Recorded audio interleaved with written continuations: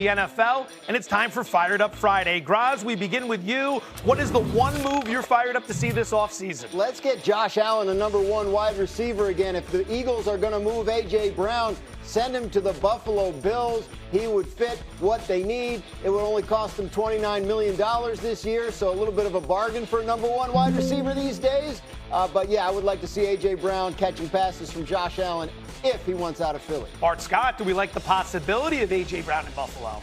No, I absolutely do. I think you have to have a number one sitting there with Buffalo as well.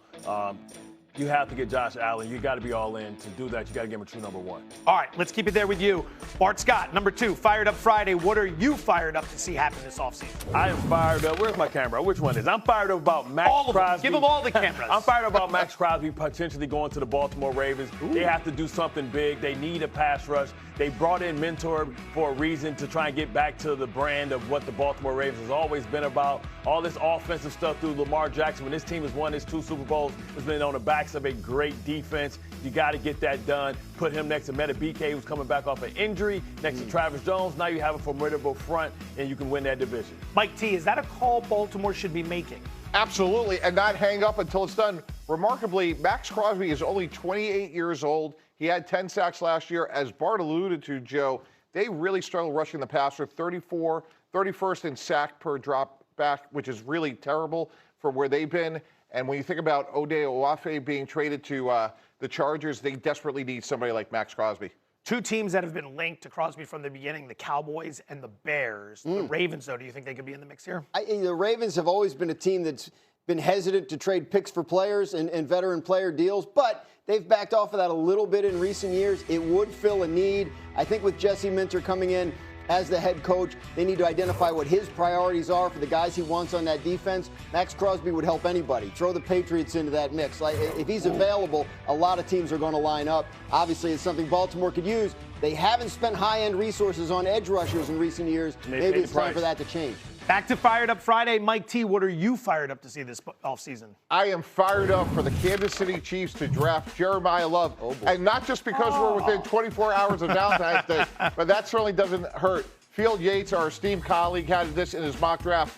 You know, the Kansas City Chiefs guys got old quickly, and as Hembo pointed out, nobody had less explosive plays from the running back position than the Kansas City Chiefs. This is an ideal fit, running the ball out of the backfield. And again, Patrick Mahomes will be Superman, but not from day one. Go get a young skill player with explosiveness. Draft Jeremiah Love. Graz, list the priorities for the Chiefs this offseason. Where does running back rank? It's up there. I don't know that it's at the top. Their whole secondary basically is free agents, so they have to deal with that. But they do need explosive playmakers on that offense and out of the running back position. It's been really since the early days of Kareem Hunt that they've had somebody that can make those kinds of plays from that position. And they still have Kareem Hunt. Right. That was the That's problem. That's why I said the early days of Kareem. He's still good, but he's not what he was. Yeah, exactly. Yeah. But I wonder when we talk about the value of running backs. Now, I know we see that with Kenneth Walker and what he was able to do a couple years ago with Derrick Henry, but I just wonder if that's too rich of a draft pick to use early on, especially when you may have guys like Breece Hall, who they flirted with last year with trading for a third-round draft pick, and you can keep that down and give Patrick Mahomes also someone who can catch the ball at an elite level and then spend that money on a real number one receiver. Yeah, but Bart, you look at guys like Bijan Robinson, Saquon Barkley, Christian McCaffrey, like true dynamic difference maker, which I think Jeremiah Love will be, really could help Patrick Mahomes come back a little bit more slowly. So I know typically the running back, we don't pay him, but I think this guy's an exception. But Breece Hall, though, I think offers all that. A guy that's still in his prime, but you can get that, $12 million a year. Kenneth Walker. I mean, they need to find someone in that position. I agree with Bart about using a first-round pick on him, but none of those teams that drafted those guys you named have won Super Bowls with them. Right? A couple guys had to go elsewhere to even get close. One of the ways to help your defense, run the ball. Yeah. Drain the clock, keep those guys. Friday, Graz, you and me on this one. Okay. The Raiders should trade the number one pick in the draft. Is that an overreaction? Yes, it's an overreaction. The Raiders have plenty of picks. They need a quarterback. There's one quarterback in this draft it seems like that everybody really loves. Stay put. Take Fernando Mendoza, make your fan base happy, build around him with Clint Kubiak, the offensive-minded head coach you just hired.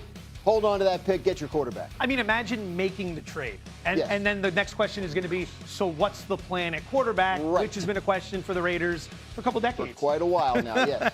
All right, number 2, the Vikings should bring back Kirk Cousins. Is that an overreaction? No, I don't think it is. The Vikings need to bring in someone to at least provide competition for J.J. McCarthy after the disappointing season he had. You bring in Cousins, who's been there, who likes it there, who probably didn't want to leave the organization in the first place.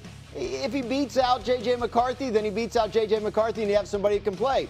If he doesn't, he's probably a good guy to have around as a mentor for J.J. Oh, at least someone could be getting the ball to Justin Jefferson. That is a problem they absolutely have to solve based on what we saw last year. All right, number 3, Nick Sirianni enters the 2026 season on the hot seat. Is that an overreaction?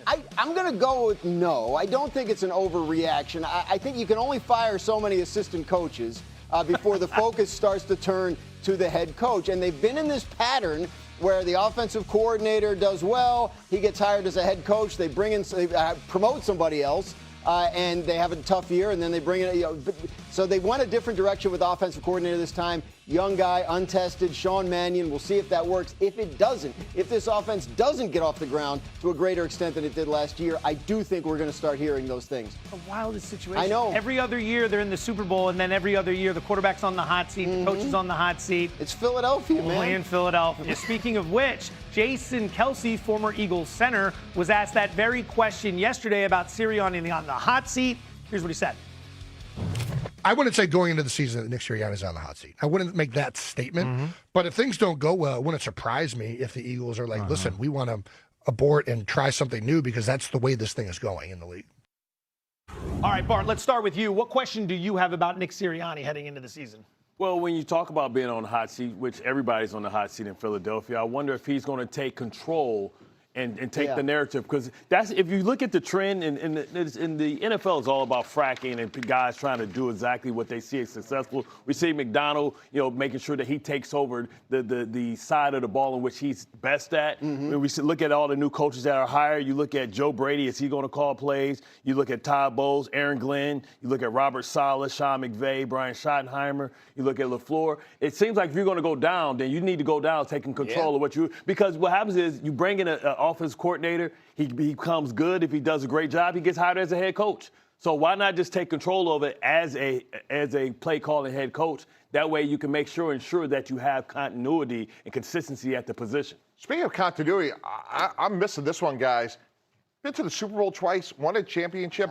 40% of the NFL change head coach. 40%. Yes. The teams that have mental toughness have a built-in sustainable advantage when they don't have all the turnover that you just alluded to. Like, continuity matters. He's done a great job. Has it been perfect? No, but before you let him walk out the door, guys, who are you going to get that's going to have a better record? He did the same thing to Doug Peterson. 3 years. He got 3 years after winning the franchise's first Super Bowl, and then he was out on his rear end. So, look, it can be unforgiving there. It can be difficult there. To Jason Kelce's point, it may not make sense right now sitting here in the offseason, but you get to week 8, 9, 10, and the offense still doesn't look good, I think there's going to be some chatter. Especially if Dallas is on the rise and the Giants are on the rise. Yeah. The Eagles have been able to beat up on Big Blue for a while. Sure. And they start bouncing back, that's going to be a big issue. And he's fired his coordinators before, so you run out of people to fire. At some point, you got to point the finger at yourself, and they have a high bar there. It's a production business, right? Yeah. Like winning the division, doesn't that matter? Sean McDermott just got fired. He's in the playoffs literally every single year. But that was 9 years. I understand. And I don't think that was a good decision either. I agree.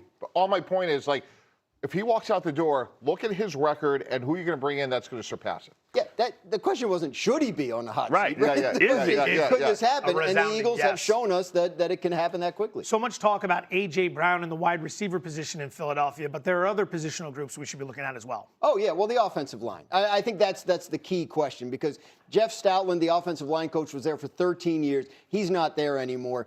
These guys have grown up in that program, a Jeff Stoutland, which is something that Howie Roseman does well, but it's going to be even more important as they enter this era of transition. Offensive line, such an undervalued position. It took until this year to finally create an award for the position. You lose a coach like that. How big a blow is that to the offense? I mean, it's the voice. It's the steady and calming voice on the sidelines when you need answers. And that's what players always need. When you come to the sideline, you're having adversity. Who can give me the answers of what's going on and how do I correct it? And, when we talk about the offensive line, I think something else that they're going to have to address, especially because Phillips is going to become a free agent. They really struggle to really get to the passer as well. They have tremendous corners, tremendous defense, but they didn't get to the passer at the rate that we thought they could get to the passer at. And I think they're going to have to address that position as well. You've been in the position before where you have to look to address coaches, address assistant coaches. How are the Eagles going about this, in your opinion? Is this going to be as big of a problem as some think it is? I don't think so.